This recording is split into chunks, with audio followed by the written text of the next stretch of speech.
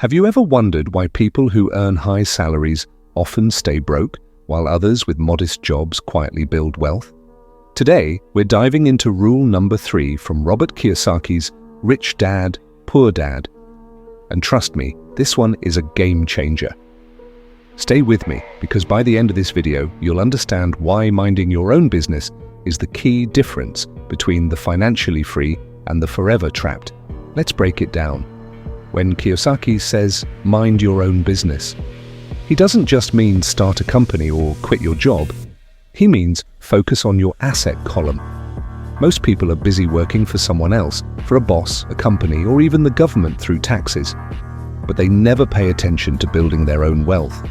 The rich focus relentlessly on buying or creating assets, things like real estate, stocks, intellectual property, or small businesses.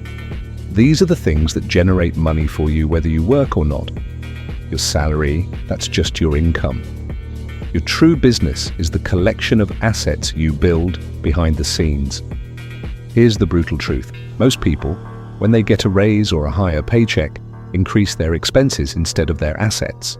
They buy a bigger house, a nicer car, or expensive gadgets. These are liabilities, not assets. They take money out of your pocket instead of putting money in. Kiyosaki emphasizes that you must resist this consumer trap. Even if you work a 9-to-5, you can begin building your own business by investing in things that pay you back over time. It's not about abandoning your job, it's about what you do with the money you earn. No matter where you live, whether you're in the US, Europe, Asia, Africa, or Latin America, the principles are the same.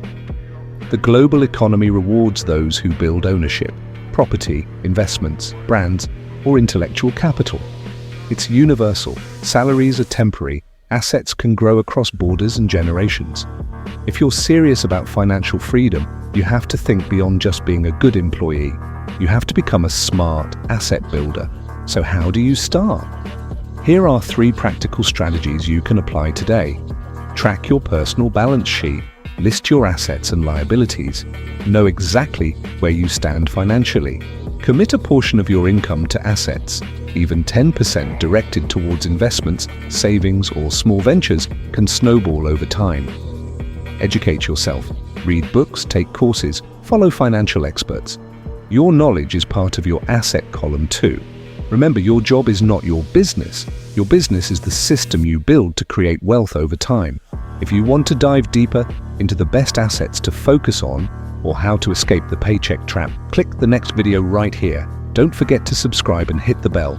We're here every week, helping you level up your financial life. Thanks for watching, and I'll see you in the next one.